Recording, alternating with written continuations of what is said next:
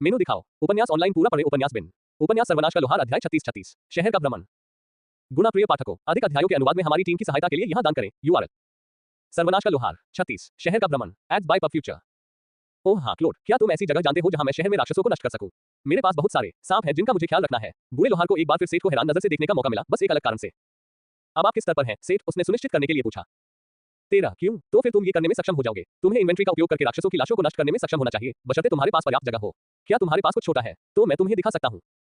अगले ही क्षण एक शिशु टाइटेनोबोआ का 4 मीटर से अधिक लंबा शब्द दुकान के फर्श पर गिरा। आप जानते हैं, मैं यह नहीं पूछूंगा कि आपको ये कहां से मिला। मैं अपनी मन की शांति के लिए ऐसा करूंगा।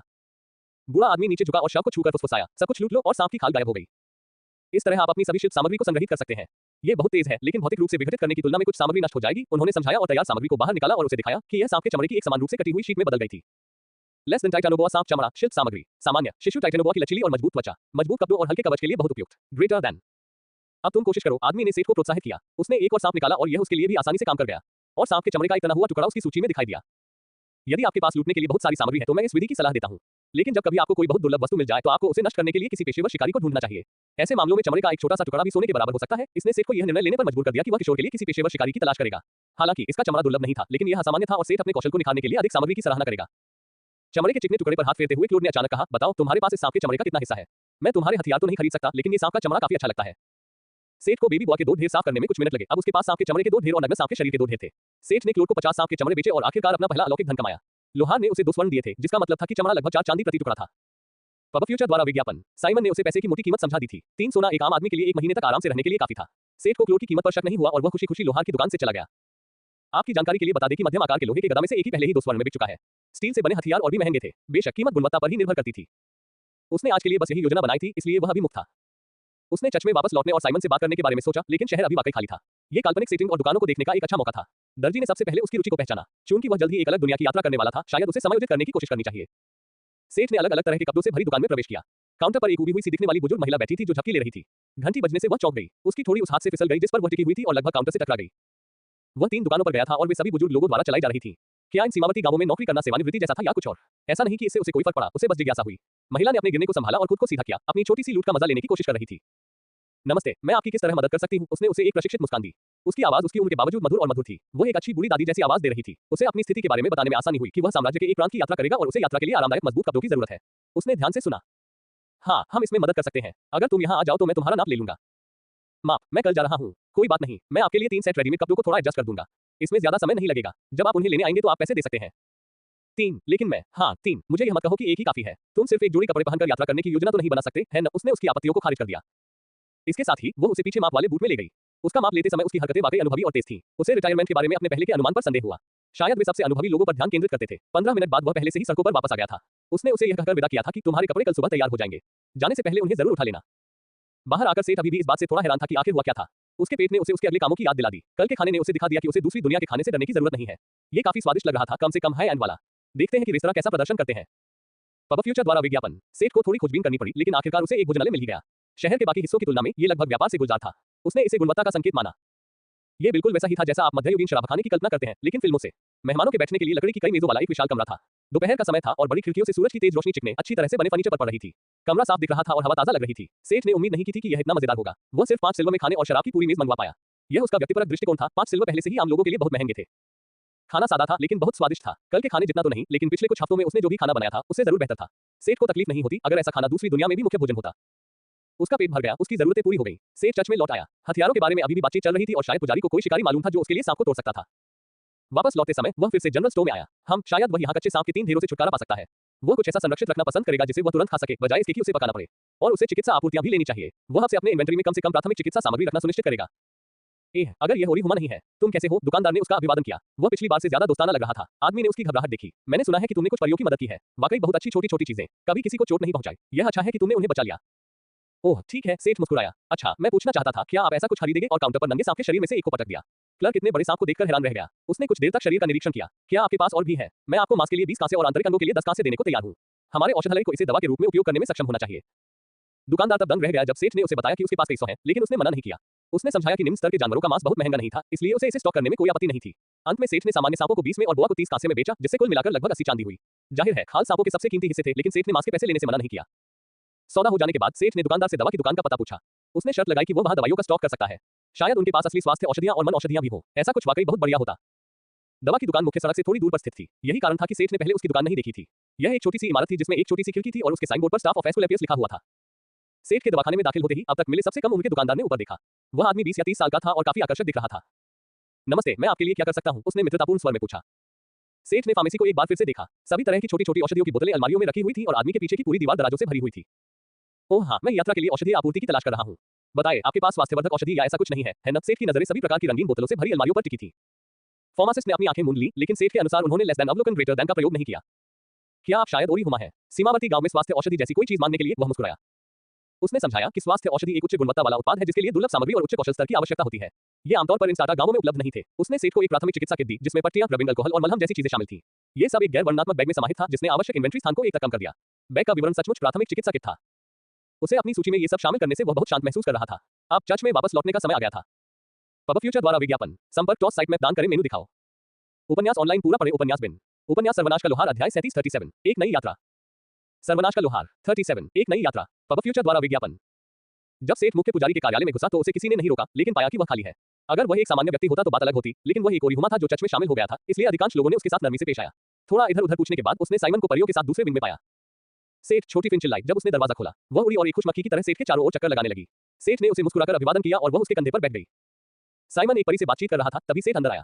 वो फिन से थोड़ी बड़ी और लंबी लग रही थी। ये वही थी जिसने पिछले दिन उससे बहुत उत्साह से बात की थी। पुजारी ने सेठ को संकेत दिया कि वह जल्दी ही अपना काम पूरा कर लेगा, इसलिए सेठ फिन को अभी भी अपने कंधे पर लिए हुए चला गया। अरे सेठ, मैंने सुना है कि तुम भी जल्द ही चले जाओगे, फिन ने अचानक पूछा। क्या तुम भी घर जा रहे हो? हम नहीं, मैं घर छोड़कर जा रहा हूँ। सेठ उदास होकर मुस्कुराया। थोड़ा बहुत तुम लोगों की तरह। अचानक फिन ने मुंह बनाया। हम छोटे नहीं हैं, तुम तो बस मोटे हो, बहुत मोटे हो, मोटे इंसान। उसने अपनी छोटी मुट्ठियों से उसकी छाती पर जोरदार प्रहार किया। सेठ हंसने लगा और उसके दिल पर पड़ी हल्की छाया फिर से गायब हो गई। उसने अपने खोखले हाथ में फिन को पकड़ा और गुस्से में परी को गलतफहमी के बारे में बताया। सेठ, तुम लोग क्या कर रहे हो? पुजारी ने युवक और उसकी हथेली पर बैठी परी के बीच बारी बारी से देखते हुए पूछा। ओह कुछ नहीं, सेठ ने मामले को एक तरफ टाल दिया। फिन को थोड़ा शर्मिंदगी महसूस हुई कि साइमन ने उसे एक छोटे बच्चे की तरह झगड़ते हुए देखा और वह उसके पास से भागकर चुकंदर लाल चेहरे के साथ दूसरी परियों के पास वापस चला गया। पुजारी की सवालिया निगाहों को देखकर सेठ शर्म से मुस्कुराया। मैं आपसे कुछ बात करने आया हूँ, क्या आपके पास अभी समय है? दोनों वापस साइमन के दफ्तर में चले गए। जब वे बैठे और उन्हें चाय और कुकीज दी गई तो सेठ ने उनसे हथियार के व्यापार के बारे में पूछा। तुम्हारा मतलब यह है कि तुम्हारे पास कुछ हथियार नहीं है, जैसा कि तुमने पहले कहा था, लेकिन हथियारों की एक पूरी दुकान के बराबर। मुझे दिखाओ, बूढ़े पुजारी ने हैरान होकर पूछा। सेठ थोड़ा असहज महसूस कर रहा था। आखिरकार रहस्य छिपाना उसकी गलती थी और अब उसे मदद मांगने के लिए वापस आना पड़ा। गदा से गदा और तलवार से कृपाण। पुजारी का चेहरा सदमे में तब तक गिरा जब तक कि उसका जबड़ा लाक्षणिक रूप से जमीन पर नहीं आ गया। अंत में हथियारों के एक बड़े ढेर ने आधे कार्यालय को भर दिया। सेठ ने अधिक अनोखे हथियार रखे, जैसे कि जिन पर उसने लेस देन सोल इन्फ्यूजन ग्रेटर देन का परीक्षण किया था और बता। साइमन को अपनी बात फिर से समझने में कुछ मिनट लग गए। सेठ ने जब हथियार बनाए थे तब उसने नहीं सोचा था कि हथियारों की संख्या कितनी हास्यास्पद होगी। उसे इसका एहसास तब हुआ जब उसने उन्हें क्लोर को बेचने की कोशिश की। साइमन ने अंततः अपना गला साफ किया और अपनी स्थिति वापस पाली। पब फ्यूचर द्वारा विज्ञापन। मैं समझती हूँ कि क्लोर ने तुम्हें मेरे पास आने को कहा था। उसने कहा था कि यह सब कितना मूल्यवान होगा। 7-738 स्वर्ण एक उचित पुरस्कार होगा, उन्होंने कहा। पुजारी ने पलक झपकाए और सेठ ने शर्मिंदा होकर उसकी नजरें चुरा ली। साइमन ने सोचा और सिर हिलाना शुरू कर दिया। उसने संगमरमर का एक छोटा सा सफेद टुकड़ा निकाला जो शोगी के टुकड़े के आकार का था। उसने पत्थर पर कुछ मंत्र लिखा और उसे सेठ को दे दिया। ये ले लो। हमारे पास इतना पैसा नहीं है। ये 650 सोने से ज्यादा का वचन पत्र है। अंतर खुदरा विक्रेता के रूप में हमारा मार्जिन होगा। अगर आपको इससे कोई आपत्ति नहीं है, आप इसे क्रोना साम्राज्य के किसी भी बैंक में पैसे के लिए बदल सकते हैं। जब आप इसे अपनी इन्वेंट्री में डालेंगे तो आप देख पाएंगे कि इसकी कीमत कितनी है। उत्सुकता से सेठ ने छोटा पत्थर लिया। ये छूने में चिकना और ठंडा था। जब उसने इसे अपनी सूची में डाला तो उस पर लिखा था promissory stone system church 650 gold. हाँ, ये ठीक है। तो ये क्रेडिट कार्ड की तरह है। मैंने सोचा कि आप अपना पैसा सिस्टम इंटरफेस में डाल सकते हैं। ओह हाँ, लेकिन सैकड़ों सिक्कों को संभालना असुविधाजनक है ना? खास तौर पर इस तरह के लेनदेन में। उसने सेठ की पीड़ा की पराकाष्ठा की ओर इशारा करते हुए कहा, मैं आपको सलाह देता हूं कि जब आप पैसे निकाल रहे हो तो एक खाता बना लें। सिस्टम बैंक के जरिए पैसे ट्रांसफर करने से कई चीजें आसान हो जाती हैं। ये कुछ ऐसा था जिसके बारे में साइमन ने अभी तक बात नहीं की थी, इसलिए सेठ ने पूछताछ जारी रखी। इसने उसे क्रिस्टल कार्ड सिस्टम की याद दिला दी जिसे वह कुछ उपन्यासों से जानता था। जब आपका बैंक में खाता होता था तो आपको एक सार्वभौमिक वचन पत्र मिलता था जिसका उपयोग खातों के बीच सीधे पैसे ट्रांसफर करने और बैंक से नकदी प्राप्त करने के लिए किया जा सकता था। ये क्रेडिट कार्ड से भी अधिक बहुमुखी था और चूंकि सभी लेनदेन सिस्टम के माध्यम से काम करते थे, इसलिए उस तरफ से घोटाले से डरने की कोई जरूरत नहीं थी। इससे सेठ को फिर से एहसास हुआ कि पुजारी ने उसे सब कुछ नहीं बताया, भले ही वह सतह पर उनके गुट में शामिल हो गया हो। वह इस आदमी से किसी भी तरह के विस्तृत मार्गदर्शन की उम्मीद नहीं कर सकता था और उसे खुद ही खोजबीन करनी थी। फिर सेठ ने पुजारी से काफी देर तक बात की और जल्दी ही रात हो गई। कल चर्च पाथवर्क्स खोलेगा और वह दूसरी दुनिया की यात्रा करेगा। वह घबराया हुआ बिस्तर पर लेटा था। उसकी आंखें ऊपर पानी के माध्यम से गिरती पीली तारों की रोशनी पर टिकी थी जो बाहर शहर पर पैटर्न बना रही थी। सेठ ने उन कामों और अपनी तैयारियों को देखा जो उसे करने थे ताकि यह सुनिश्चित हो सके कि वह कुछ भी भूल न गया हो। उसका सामान पूरा हो गया था और उसे कल 3 जोड़ी कपड़े मिलेंगे। इसके अलावा आभूषणों का बाकी आधा हिस्सा जो उसने पिघलाया नहीं था वह उसके बैग में था। उन्हें बेचने के लिए जौहरी की तलाश करना भी एक काम था। उसने पूरे बैग को स्टोर करने की कोशिश की थी, लेकिन ये किसी कारण से प्राथमिक चिकित्सा किट की तरह काम नहीं कर रहा था। शायद वह कल दर्जी से पूछ सकता है। आखिरी बात, लेकिन सबसे महत्वपूर्ण बात यह है कि उसके पास बहुत सारा पैसा था। इससे वह ज्यादातर समस्याओं का समाधान कर सकता था। सर्वोच्च प्राथमिकता ज्ञान प्राप्त करना था, अपने कौशल को बढ़ाना, लेकिन सिस्टम के बारे में और अधिक जानना भी। ऐसी बहुत सी चीजें थी जो उसे सिर्फ इसलिए पता चली क्योंकि उसने कुछ समय स्टार्टअप में बिताया था। उसने शहर में किताबों की दुकान भी तलाशी थी, लेकिन उसे कोई दुकान नहीं मिली। एक और काम जो उसने वहां करने की योजना बनाई थी। पब फ्यूचर द्वारा विज्ञापन। अपनी चिंताओं और योजनाओं के बीच सेठ अंततः सो गया। सुबह उसे अलार्म घड़ी की याद आ गई जिसे उसने सब कुछ शुरू होने से ठीक पहले तोड़ दिया था। या यूं कहें कि अलार्म घड़ी की कमी। सेठ देर तक सो गया था। घबराहट और चिंताओं ने उसे बहुत देर तक जगाए रखा था। अब वह देर से चट से बाहर निकला, बिना नाश्ता किए, ताकि समय पर अपने कपड़े पहन सके। जब वह दुकान में घुसा तो बड़ी महिला ने उसे पेशेवर मुस्कान दी। उसके कपड़े अस्त-व्यस्त थे और बाल बिखरे हुए थे। काउंटर पर साम्राज्य की सरल शैली में साफ और मजबूत यात्रा के कपड़ों के 3 सेट थे। उसने 3 सेट के लिए 40 सिल्वर का भुगतान किया और लगभग जल्दी में निकल गया। उसने जल्दी में उससे प्राथमिक चिकित्सा किट के बैग के बारे में पूछा। उसने देखा कि वह जल्दी में था और उसे संक्षिप्त विवरण दिया। ये काम कर गया क्योंकि बैग सिस्टम कौशल का उपयोग करके एक दर्जी द्वारा बनाया गया था। ये बैग बिल्कुल भी महंगे नहीं थे और उसने उसे एक उपहार के रूप में दिया। उसने अपना बैग में ठूस दिया और उसे अपनी सूची में संग्रहित करने में सक्षम था। अब बिना किसी दिखाई देने वाले सामान के उसने दर्जी महिला को धन्यवाद दिया और भाग गया। वो फिर भी क्लोथ की दुकान पर आया और उसे अलविदा कहने के लिए समय निकाला। उसने जनरल स्टोर वाले बूढ़े आदमी को भी अलविदा कहा, भले ही वह अपनी दुकान के सामने था और सेठ उसके पास से भाग गया। इस प्रणाली के कारण सेठ की सहनशक्ति में काफी सुधार हुआ, लेकिन जब वह अंततः पुनः चर्च पहुंचा तो उसकी सांस अभी भी पूरी तरह फूली हुई थी। उसके लिए पासवर्ड खोलने से पहले उसके पास एक और घंटा था, इसलिए उसने इस समय का उपयोग तैयार होने के लिए किया। उसने हल्का नाश्ता किया, उसके बाद एक ताजा स्नान किया। आज उसके लिए एक और पहली बार था। असली रेजर से शेविंग करना। चाकू वाला रेजर, बिजली वाला नहीं। सेठ को शुरू में खुद को काटने का बहुत डर था, लेकिन ब्लेड असल में एक विविध वस्तु के रूप में दर्ज हुआ, न कि एक हथियार के रूप में। इसकी क्षति मूल्य उसकी शारीरिक सुरक्षा को भेदने के लिए बहुत कम थे।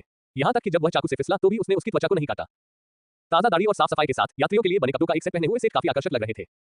उन्होंने एक आरामदायक शर्ट और गहरे भूरे रंग की पतलून पहनी हुई थी, साथ ही चर्च द्वारा उन्हें दिए गए ऊंचे जूते भी। इन पर भूरे से लेकर वाइन लाल रंग का एक लंबा गहरा अंग रखा था, जिसे एक चौड़ी बेल्ट से बांधा गया था, जहां वे अपनी तलवार बांध सकते थे। इसके ऊपर बारिश से बचने के लिए ऑलस्किन से बना एक हुड वाला लबादा था। कुल मिलाकर वे कुछ काल्पनिक फिल्मों के पात्रों या पुनर्जागरण उत्सव के किसी व्यक्ति की तरह लग रहे थे। आधुनिक कपड़ों से उनमें एक बड़ा अंतर था, साधारण कपड़े के लिए बहुत ज्यादा टिकाऊपन। जहां उनकी आधुनिक शर्ट और जैकेट में 5 से 30 के बीच में स्थायित्व था, वहीं ये कपड़े आसानी से 100 अंकों से ज्यादा टिकाऊपन को पार कर गए। सेठ को यकीन था कि वे लंबे समय तक टिके रहेंगे। उसने एक कमरे के बड़े और भारी दरवाजे खोले, जिसमें उसे पहले कभी जाने की अनुमति नहीं थी। यह पहला और एकमात्र कमरा था जो पूजा स्थल जैसा दिखता था। गोलाकार कमरा एक जिम के आकार का था और छत एक ऊंचे गुंबद के आकार की थी। दीवारें सभी प्रकार की प्रतिष्ठित नक्काशी और सजावट से ढकी हुई थी। यह मोमबत्ती स्टैंड में बड़ी संख्या में मोमबत्तियों से रोशन था। फर्श पूरी तरह से एक अत्यंत जटिल जादुई चक्र से घिरा हुआ था, जिसके किनारे पर पॉलिश किए गए दृढ़ लकड़ी के फर्श में सुनहरे रंग की नक्काशी की गई थी तथा बीच में काले संगमरमर का प्रयोग किया गया था। अपने नए परिधान में लिपटे सेठ ने चर्च के मध्य स्थित बड़े कमरे में प्रवेश किया, जहां उसने साइमन परियों और कुछ पुजारियों को पहले से ही प्रतीक्षा करते देखा। सेठ पहले निकल जाएगा क्योंकि साम्राज्य के भीतर उसके गंतव्य से जुड़ना आसान था। उसके आने के बाद पुजारियों ने मंत्रोच्चार करना और जादूगरों की तरह इशारे करना शुरू कर दिया और हवा में एक स्याही काला पोर्टल बन गया, जैसे अंतरिक्ष में एक छेद हो। जैसे ही वह जाने वाला था, सेठ ने परियों के बीच फिन को देखा। उन्होंने एक दूसरे की आंखों में आंखें डाल ली, जिस पर उसने शर्माते हुए अपनी आंखें बंद कर ली। कल जिस तरह से वे अलग हुए थे, उससे स्थिति थोड़ी अजीब हो गई थी। फिर भी सेठ परियों के समूह के पास चला गया। वे एक दूसरे को लंबे समय से नहीं जानते थे, लेकिन सेठ को छोटी सी बकबक करने वाली फिन बहुत पसंद थी और वह जाने से पहले उसे अलविदा कहना चाहता था। फिन ने उसकी ओर देखा, वह उस विशालकाय को अनदेखा नहीं कर सकती थी जो उसकी नाक के सामने कदम रखता था। अलविदा छोटी फिन, वह उसे चिढ़ाने से खुद को नहीं रोक सका।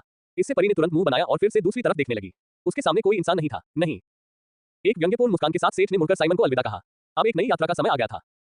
पब फ्यूचर द्वारा विज्ञापन। संपर्क टॉस साइट में दान करें, मेनू दिखाओ। उपन्यास ऑनलाइन पूरा पढ़ें। उपन्यास बिन। उपन्यास सर्वनाश का लोहार अध्याय 38 नेक्स्ट क्षितिज। सर्वनाश का लोहार 38 न्यू होराइजन्स। पब फ्यूचर द्वारा विज्ञापन। रुको मोटा इंसान, मैं सेठ के साथ जाना चाहता हूं। कमरे में चीखती हुई आवाज गूंजी जब सेठ द्वार में कदम रखने ही वाला था। साइमन के चेहरे पर एक मुश्किल भाव था। कुछ मिनट पहले ऊंची आवाज में धीमी बातचीत हुई, जिसमें बहुत सारी परियां एक दूसरे से तर्क करने की कोशिश कर रही थी। आप ऐसा नहीं कर सकते। हाँ, अब जब नेता और उपनेता चले गए हैं, तो आपको हमारा नेतृत्व करना होगा। तुमने हमें बचाया, तुम एक हीरो हो, तुम्हें हमारे साथ वापस आना होगा। वृद्ध दिखने वाली परी आगे आए और उसने प्रश्नकर्ता का कंधा पकड़ लिया। फिन, क्या तुम्हें यकीन है? उसकी आवाज शांत थी और उसके हाथ की स्थिर पकड़ ने उसे गर्मजोशी और ताकत प्रदान की। जब तुम वापस आओगे तो तुम्हें एक हीरो के रूप में सम्मानित किया जाएगा। तुम कोर को छोड़ सकते हो और एक आरामदायक जीवन जी सकते हो। क्या तुम सच में उसके साथ जाना चाहते हो? वह मेरा हमारा उपकार करता है। उसने हमारे मृतकों को भी वापस लाया है। कम से कम हम उसकी मदद करने की कोशिश तो कर ही सकते हैं। सेठ एक ओरी हुआ है, उसने कभी अलग दुनिया नहीं देखी है और उसे हमारे समर्थन की जरूरत हो सकती है। आप सभी चोटिल और कमजोर हैं, इसलिए मैं उसके साथ जाऊंगी। जब आप वापस आएंगे तो नेता और उपनेता ठीक हो जाएंगे, इसलिए आप ठीक हो जाएंगे। फिन ने अपने साथियों को आश्वस्त किया। अपने लोगों के बीच वह ज्यादा परिपक्व और गंभीर लग रही थी। बड़ी परी ने सिर हिलाया और उसके दोनों कंधों पर थपकी दी। देखा, तुम्हारा फैसला पक्का है। इसके बाद दूसरी परियां भी शांत हो गईं। वह सही कह रही थी, उन्हें इस इंसान की वजह से अपनी जिंदगी जीनी थी। इस समय वे बस इतना ही कर सकती थी कि इसे अपनी यादों में संजो ले। वर्तमान समय। जब फिन युवा मानव और द्वार की ओर बढ़ा तो परियों का समूह चुप रहा। पुजारी की अभिव्यक्ति ने उन्हें बताया कि उनकी चिंताएं उनकी अपेक्षा से अधिक उचित थीं। सेठ, कृपया फिन को अपने साथ आने दो। फिन उसके सामने आया और अनुरोध किया।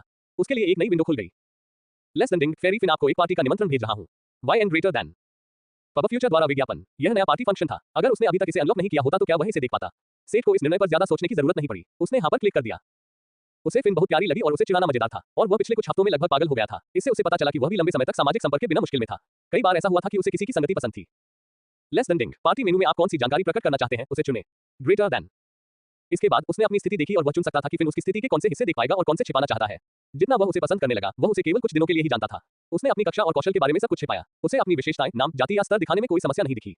उसने पुष्टि की और लेस देन डिंग, आपने फिन बेल्समीटर के साथ एक पार्टी में प्रवेश किया है। Greater than. लेस देन डिंग, आपने निष्पक्ष लोगों के साथ एक पार्टी बनाई है और दूसरों का पूरा भरोसा जीत लिया है। लग जोड़ एक ग्रेटर देन। लेस देन डिंग, निष्पक्ष लोगों के साथ पार्टी में आपकी किस्मत अस्थायी रूप से 10 से बढ़ जाएगी। Greater than. उसके दृश्य के ऊपरी कोने में 2 छोटी खिड़कियां दिखाई दी, जो उसे और पंखों के स्वास्थ्य और मन को दिखाती थी। MMOS से एक विशिष्ट पार्टी इंटरफेस। एक और विंडो खुली, इसमें फिन की पूरी स्थिति थी। Less than. नाम, फिन बेल्समीटर। शीर्षक, फेयरफोक का जानवर। स्तर, 47। अनुभव, 45%। जाति, परी। पब फ्यूचर द्वारा विज्ञापन। लिंग, महिला। आयु 204, वर्ग बैटल क्लेरिक अद्वितीय, संबद्धता फेयर फोक, स्वास्थ्य 1000, मन 820, ताकत 117, निपुणता 10, चपलता 90, इंटेलिजेंस 45, इच्छा शक्ति 35, धीरज 70, व्यक्तित्व 55, किस्मत 47, ग्रेटर देन। उसकी प्यारी हरकतें इतनी बड़ी हैं, इस क्लास का क्या मतलब है, और यह स्टेटस, और सबसे बढ़कर यह उपाधि। इतना ही नहीं, वो उसके कौशल को भी देख सकता था। फिन के पास हाथापाई युद्ध कौशल का मिश्रण था, जो एक भिक्षु की तरह हाथ से हाथ की लड़ाई पर केंद्रित था और प्रार्थना और प्रकृति गाथा गीतों से युक्त सहायक कौशल था। ये छोटी सी परी जब चाहे उसे मुक्का मार सकती थी। एक बात तो साफ थी, उसके बोझ बनने की संभावना बहुत कम थी। अगर सेठ ने ध्यान नहीं दिया तो वह संकट में फंसी युवती बन सकती थी जिसे बचाने की जरूरत थी। दूसरी तरफ फिन की आंखें चमक उठी, हालांकि उसे उसकी कक्षा या कौशल का पता भी नहीं था। बस उसके गुण, स्तर और उपाधि ने उसे मंत्रमुग्ध कर दिया था। ये सब वर्णन करने में बहुत समय लगा, लेकिन वास्तविक समय में ये केवल कुछ ही पलों में हुआ। साइमन के लिए अपने विचारों को इकट्ठा करने के लिए बस इतना ही समय पर्याप्त था। आह सेठ, पोर्टल में प्रवेश करने के बारे में मुझे जल्दी करो। ठीक है, हम तुम्हारा और समय बर्बाद नहीं करेंगे। सेठ ने बुरे आदमी को शांत किया और गेट के अंदर कदम रखा। फिन उसके ठीक पीछे चल रही थी, पुजारी को घूर रही थी। उसने अनुमान लगाया कि पुजारी क्या कहना चाहता था। साइमन हैरान था क्योंकि वह गेट की तरफ खाली नजरों से देख रहा था। पाथवर्क्स पर यात्रा करना बर्फीले पानी में डुबकी लगाने जैसा था, बिना ठंड के। दिल धड़क रहा था, पेट में हलचल हो रही थी और एक सहज आदिम घबराहट की स्थिति उस पर हावी हो गई थी। यह एहसास जितनी तेजी से आया था उतनी ही तेजी से गायब भी हो गया जब वह गेट के दूसरी ओर उस अजीब अंधेरे बीच की दुनिया से बाहर चला गया। और फिर से वही एहसास हुआ। दिल धड़क उठा, पेट गिर गया और एक आदिम घबराहट उसके दिमाग में भर गई, जैसे ही उसका पैर हवा में पड़ा और सेठ नीचे गिर गया। चीख की शिशु अवस्था पहले से ही उसके गले में बढ़ रही थी। लेस देन डिंग, कौशल शांत प्रतिक्रिया निष्क्रिय .6 शांत प्रतिक्रिया निष्क्रिय .7 बन गया है। ग्रेटर देन, लेस देन शांत प्रतिक्रिया ग्रेटर देन के स्तर पर पहुंचने से यह निर्दयी रूप से मारा गया। उसके बाद एक धमाका हुआ क्योंकि उसका 3 मीटर का गिरना रेत के टीले में पहले चेहरे पर समाप्त हुआ, जिसके बाद उसके अब शांत मन ने कार्रवाई के एकमात्र तार्किक क्रम पर निर्णय लिया। उसने एक गहरी सांस ली और भाड़ में जाओ, ये कमबख्त टुकड़े। सेठ ने धार लगाए और रेत के ड्रैगन की तरह रेत थूकते हुए रंग बिरंगे अपमानों की झड़ी लगा दी। सारा भरोसा खत्म हो गया, सारी दोस्ती खत्म हो गई। साइमन जब उसे दोबारा मिलेगा तो अपनी मुट्ठी खा जाएगा।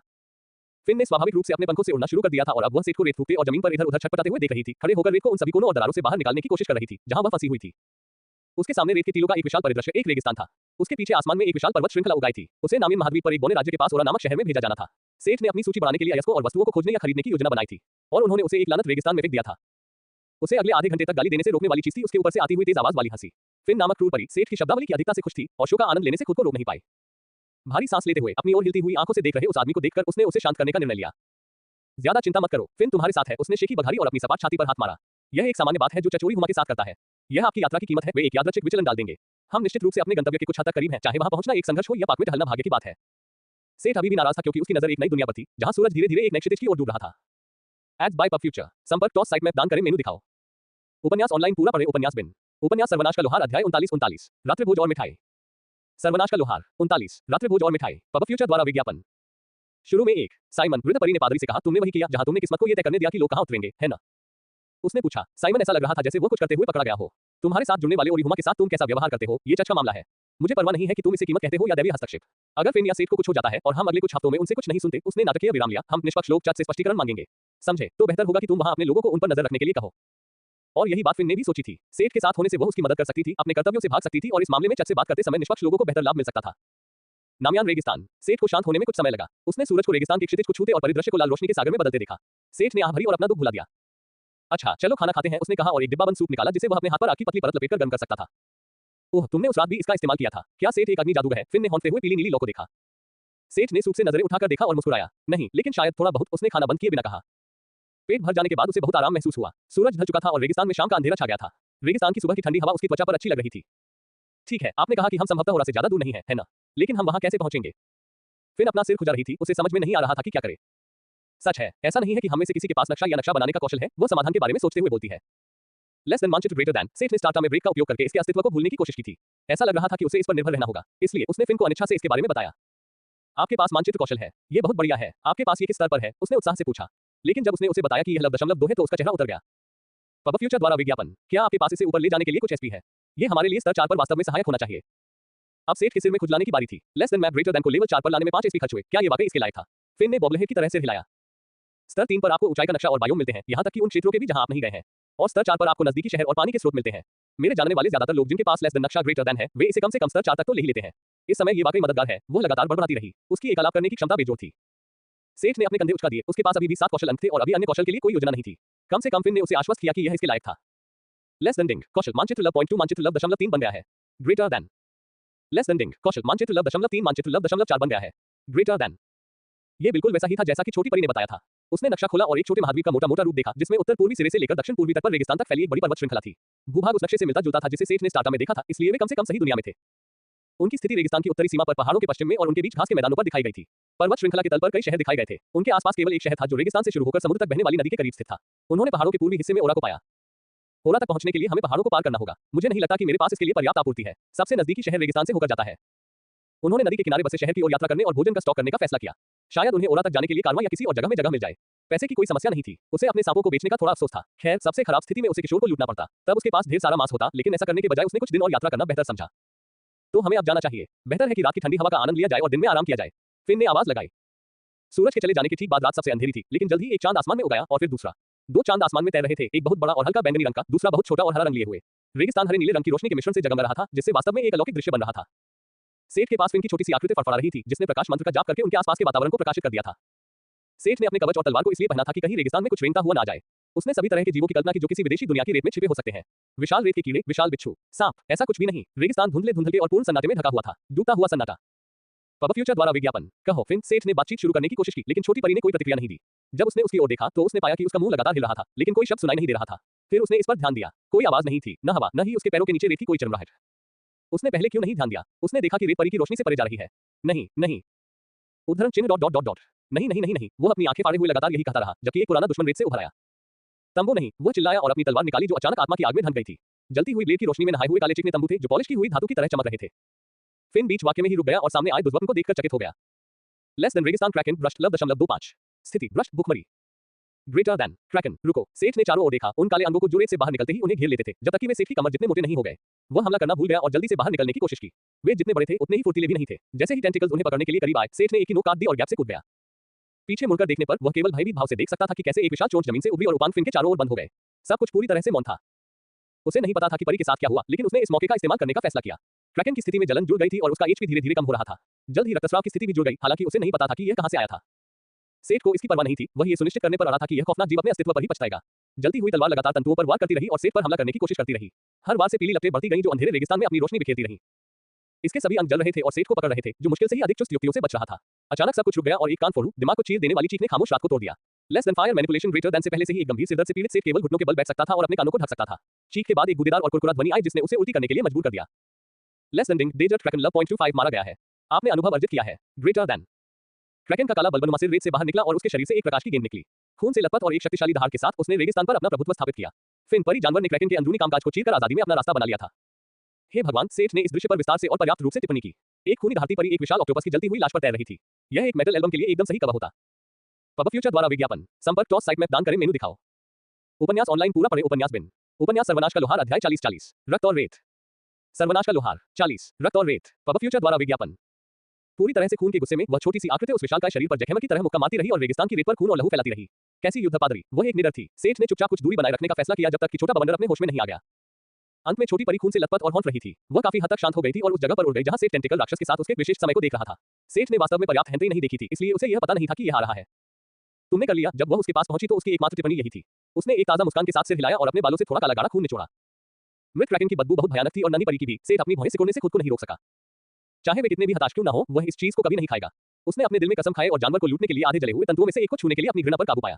उसने एक पल के लिए चिपचिपी मजबूत त्वचा को महसूस किया, इससे पहले कि वह दिखाई दे और उसकी सूची में कुछ साफ चमड़े की चादरें हो। जो कुछ बचा था वह मांस के घिनौने गहरे भूरे रंग के तने थे जो अभी भी चिपचिपा बैंगनी रंग का खून बहा रहे थे।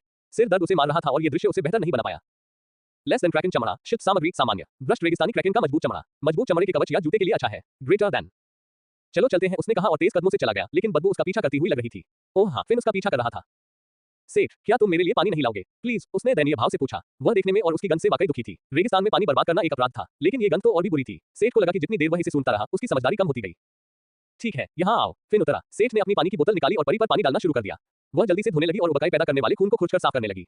वह अभी भी बहुत बुरी बदबू मार रही थी, लेकिन अब वह बहुत बेहतर थी। अगर उसके पास डिओडोरेंट होता तो वह उसे उससे नहला देता। और इस तरह उन्होंने अपनी यात्रा जारी रखी। फिन सेठ से कई मीटर पीछे चल रहा था।